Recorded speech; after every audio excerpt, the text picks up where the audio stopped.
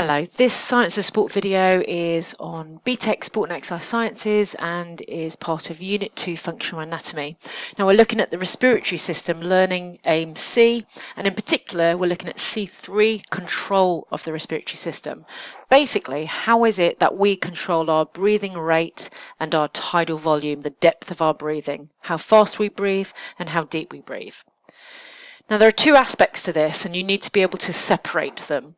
So the specification says, firstly, you need to know the neural influence that controls breathing. And we'll look at the way in which nervous control helps us breathe. The second thing is you need to appreciate chemical control of breathing, how we monitor chemicals in our blood to know if we need to increase or decrease our breathing rate and our breathing depth. So there's two aspects to this topic, and we're initially going to sort of separate them and then we'll draw them together because they are interrelated. So first of all, let's look at chemical control of breathing. So this is predominantly to do with how we monitor the chemical status of our blood. We have special receptors called chemoreceptors. There's a big clue. Chemical receptors. They monitor the chemical status of our blood.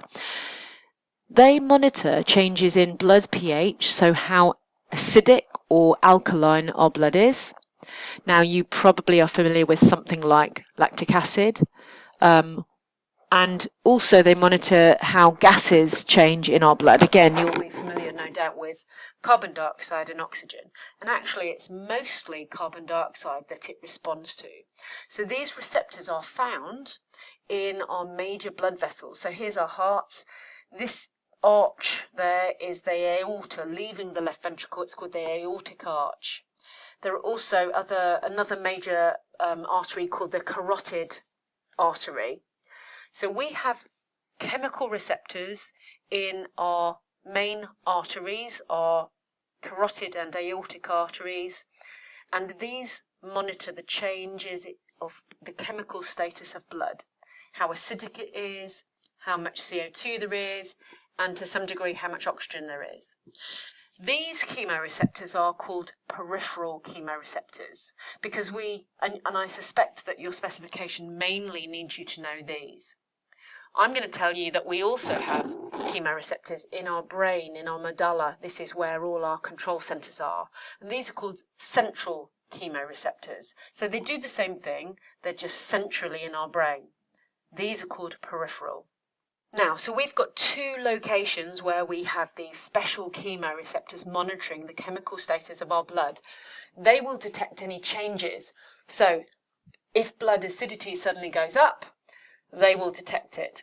If CO2 levels go up, they will detect it. Because obviously if that's happening in our blood, we need to respond. We don't want our blood to be highly acidic. It doesn't want to be that way. We don't want, huge drops in oxygen. We don't need it to be that way.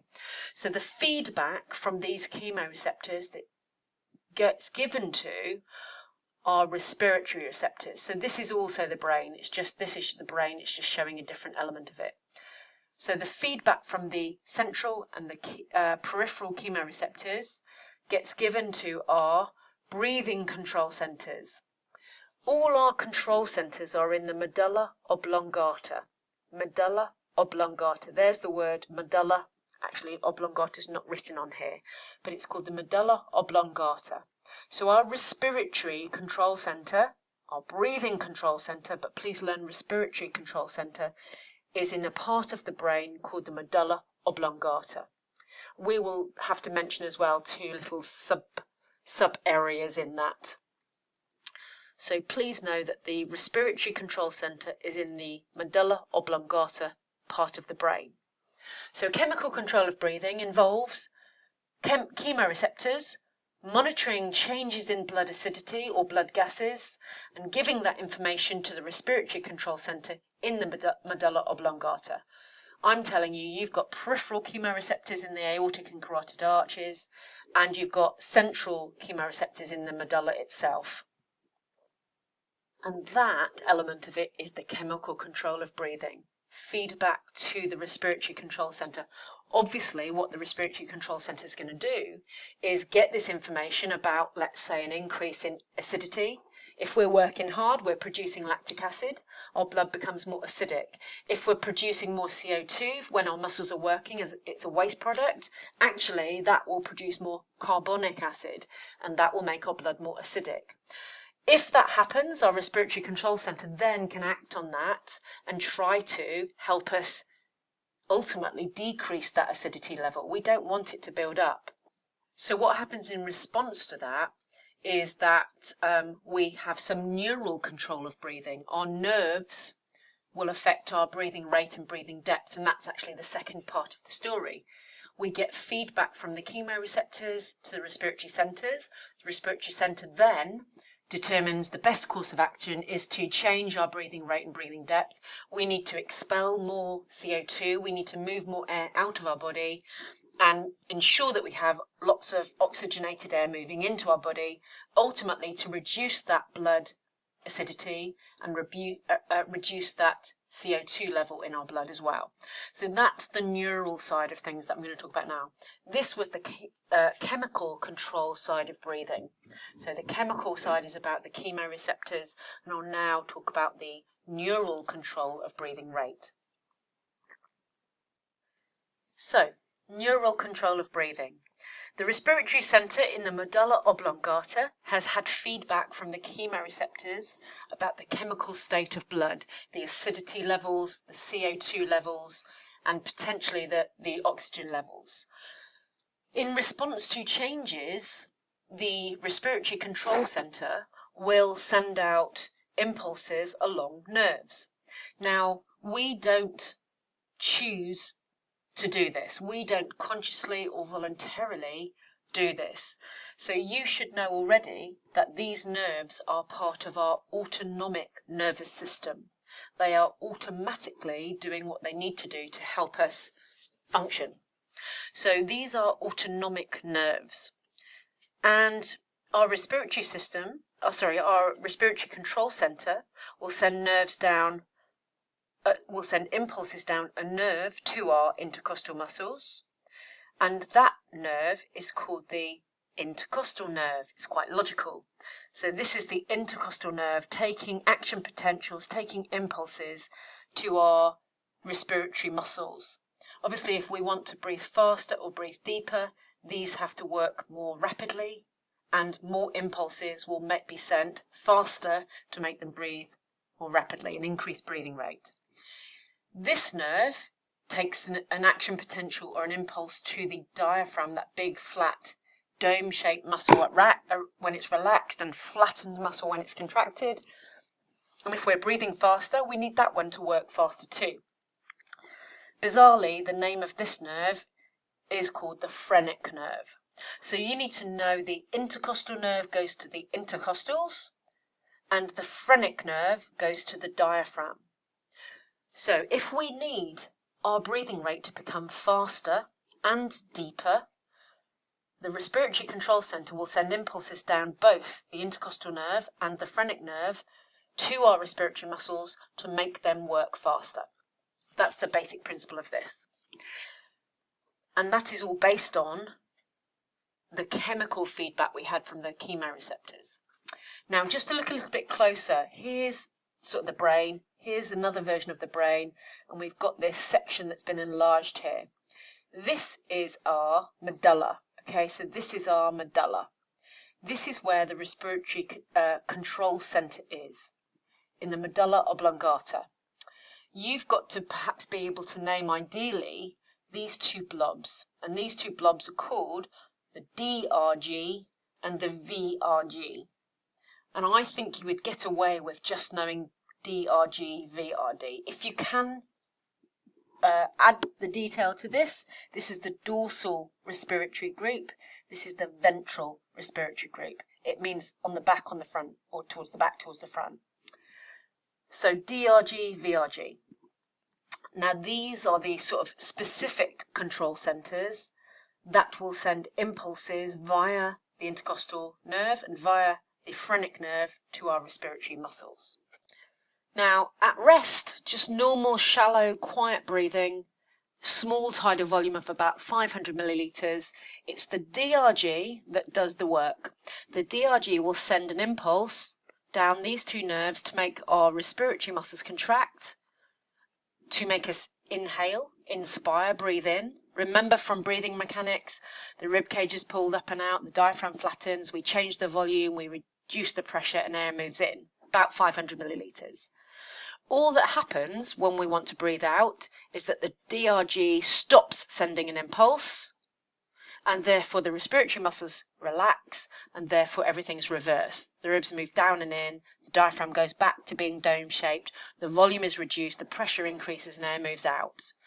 So breathing movements at rest are controlled by the DRG sending an impulse to the respiratory muscles to make them contract to breathe in. The impulse stops to make them relax to breathe out. That's it. During exercise, that happens also, but our VRG joins in as well and contributes to the more rapid frequency of this. And if you remember from breathing mechanics, inspiration and expiration are more dramatic. We've got accessory muscles. They're faster, they're larger, the movements are larger, the volume changes is larger, and expiration during exercise is an active process. The VRG sends impulses to the internal intercostal muscles and the other accessory muscles to make them contract, to force air out, to force the ribs back in and down. So this is the neural control of breathing. Having had feedback from the the chemoreceptors about the chemical state of the blood, we've got these sort of autonomic nervous system respiratory control center, the DRG, the VRG, that will send impulses down our nerves, our intercostal nerves, our phrenic nerve, to make us breathe in, and stop impulses to make us breathe out at rest. And we have, again, the VRG joining in to make us forced breathing outwards during exercise. So there's a little bit of a summary slide here. So to start off, we want to maintain homeostasis. We are constantly monitoring pH levels in our blood. Our chemoreceptors are doing that. Our peripheral chemoreceptors in the aortic and carotid arches, our central chemoreceptors in our brain, in the medulla, give feedback to the respiratory control center. That's chemical control of breathing. The respiratory control center, specifically just the DRG at this point, because it's at rest, will then respond to that feedback and try to reduce, or will try to maintain CO2 levels and O2 levels and pH levels, and it will send impulses down the intercostal nerve to the external intercostal muscles and down the phrenic nerve to the diaphragm to make them contract. And it's about a 2-second phase. So the impulses will go for 2 seconds, we breathe in, and then those impulses will stop for about 3 seconds. And that's when those respiratory muscles just relax and we breathe out at rest. So it's 2 seconds in, contraction, 3 seconds relax, breathe out. And what that means is we breathe about 12 to 15 breaths per minute. That will happen 12 to 15 times a minute. Please note that breathing in is active because the impulses make the muscles contract, but breathing out is passive. The impulses stop to make the muscles relax. So that's chemical and neural control at rest. So how do we control breathing rate and breathing depth in exercise? It's the same principle, but a little bit different. We've still got feedback from our chemoreceptors in both our brain and in our arteries. But obviously when we're exercising, we are working our muscles, we're producing more CO2, we're probably producing some lactic acid. So the blood will be circulating with greater levels of CO2. It's more important that we respond much more to CO2. It's not just the drop in oxygen, it's more the response to CO2. And there might be an increase in acidity. So the acidity might come from lactic acid or it might come from carbonic acid, which is what more CO2 creates. So these receptors are detecting an increase, a change in the acidity of the blood. That information is taken to our respiratory centres in the medulla again. The respiratory centres then go, right, we need to respond, we want to moderate this, we want to control this. Firstly, we need to breathe in faster and deeper. So impulses will be sent down our intercostal muscles, down our phrenic nerve to innervate our respiratory muscles, our external intercostals and our diaphragm. But also impulses will go to our accessory muscles, our sternocleidomastoid, scalenes as well, to increase the size of our in-breath. This is an active process. It makes a bigger change in volume. It makes more air be moved, a bigger drop in pressure, and more air is sucked into our lungs. However, breathing out during exercise, hopefully you already know, is also an active process. Muscles make it happen more frantically. Instead of it just being the DRG sending the impulses, now the VRG, the ventral respiratory group, will activate muscles to the internal intercostal muscles, down the intercostal nerve. Our internal intercostal muscles now will pull the rib cage down and in. Our accessory muscles, like our rectus abdominis or obliques, will pull the rib cage down and even more. Abdominals push in the stomach, which again helps expel the air more rapidly, decrease that volume more rapidly. So it is an active process. It's forcibly expiring. So the feedback from the chemoreceptors means that the respiratory control center will now activate muscles to force air out of our body faster. So breathing rate increases and breathing depth increases. We breathe it more in and we breathe more out. So that summarizes, hopefully, how chemical and neural processes control breathing at rest and in exercise. Just going to show you a couple of slides that will summarize that. So this, you can pause and have a look. It summarizes at rest, quiet breathing, what happens, and in exercise, forced breathing, what happens. And this is another version I've put together to try and summarize things, how we control ventilation, how much air we breathe per minute.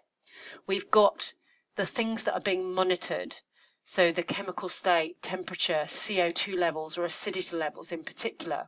We've got our central feedback chemoreceptors. We've got our peripheral feedback receptors. Your specification wants you specifically to focus on the chemical aspects of this. Doesn't particularly look at the other factors. That information goes to respiratory control centers in the medulla oblongata. And at rest, it's the DRG that sends impulses to make you breathe in. Those stop to make you breathe out. In exercise, when there's more change in the acidity of the blood, the VRG sends more frequent impulses to make you breathe in faster and breathe in deeper. And it sends impulses to make you breathe out forcibly. The other thing that I've added to this is what we call volitional control.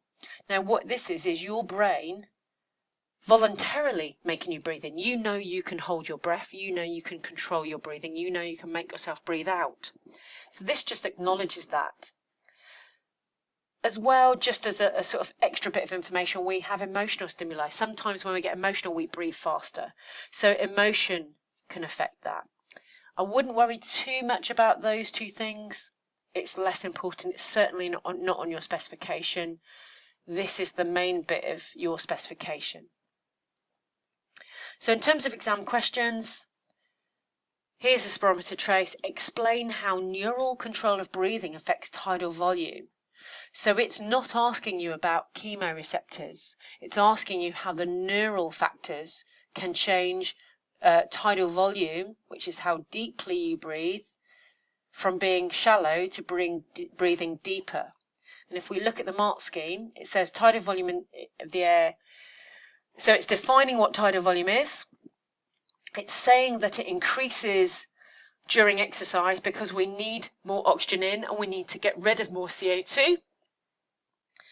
It says in terms of the neural component of this, we know we need to do that because the medulla oblongata, the respiratory control center in the brain, has this information. It detects this information, and it results in an increase in rate and depth of breathing. Personally, I think you should be adding detail to that, and you should be saying, by sending impulses down the phrenic and intercostal nerves to the respiratory muscles, increasing breathing rate and depth. Much better answer. But there's an example of something that they might ask you. Here's another one. Analyze how chemoreceptors change breathing rate during exercise for 8 marks. So look here at the mark scheme. It asks you about chemoreceptors. They're located in the blood vessels. They detect chemical changes in the blood. In particular, they look at the CO2 and the blood acidity. It asked you in the question about during exercise. So it wants you to acknowledge what happens during exercise. So you have to say, when we exercise, we produce more CO2. It's a waste product of muscles working. Because there's more, that changes the acidity of the blood. It increases the acidity, it decreases the blood pH, and it's more carbonic acid specifically that is produced when we have more CO2.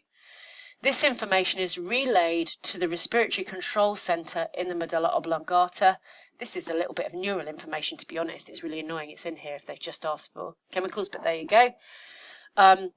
It's relayed from the respiratory control center via the phrenic and intercostal nerves to the respiratory muscles.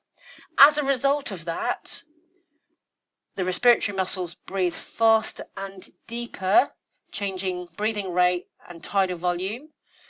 And because of that, we have more gas exchange at the lungs between the alveoli and the blood, and we move more oxygen into the blood, and we remove, most importantly, we remove more CO2 diffusing from the capillaries into the alveoli, which we can then breathe out. This then neutralizes the blood chemical status. We get rid of the carbonic acid, we get rid of the CO2, and our blood goes back to its normal level of pH or normal acidity. So that's quite an involved 8-marker, which asked you not about rest, it asked you about exercise. You have to relate your answer to exercise, apply it to exercise. It did ask you specifically about the chemoreceptors. Actually, maybe it's a bit broader, but it talks about chemoreceptors. You have to talk about that chemical contribution, but it does ask you about breathing rate, and obviously that might suggest that it wants you to talk about the ins and the outs. Sorry, where should I go? It's this one here. The ins and the outs, chemoreceptors feedback and breathing rate changes. That's that story. There's one thing on here I didn't mention earlier, I've just noticed I need to mention before I finish. When we're breathing frantically in exercise and we're breathing in much greater, deeper volumes, we've actually got in our lung tissue some stretch receptors. Now these stretch receptors are really important because our lungs have a certain maximum capacity. We don't want to overinflate them. That would be bad. So we have stretch receptors. Our lungs are kind of stretchy tissue. If you think about it, they're like balloons. They have to get inflated and then they have to recoil back to their smaller volume. They get inflated again, they go back to their smaller volume. We have stretch receptors in the lung tissue that when we inflate and get near our maximum capacity, we've taken a really deep breath in, they will detect this dangerous stretch and they will reflexively, that means automatically, force us to breathe out, to stop us overinflating. Now that protective, reflexive response is called the Herring-Brewer reflex. So it's a bit like a balloon. If you puffed and puffed and puffed into a balloon or had the machine that inflated the balloon would get to a certain stretch where go beyond it and you're going to damage it, it will pop. So if we were using the balloon as an example, there would be special receptors in that balloon that would stretch and stretch and stretch and get to the point where they were getting towards danger, that they would then make a noise and the machine would stop inflating it and it would be forced to release a bit of the pressure in the balloon to make it deflate or let some air out. That's what happens in our lungs. So we've got these protective stretch receptors that prevent overinflation And when they are activated and we are concerned, will force us to breathe out. That's the Herring-Brewer reflex. So I think that completes the information I need to tell you about the control of breathing. We've talked about neural and chemical control of breathing. We've talked about what happens at rest and what happens in exercise.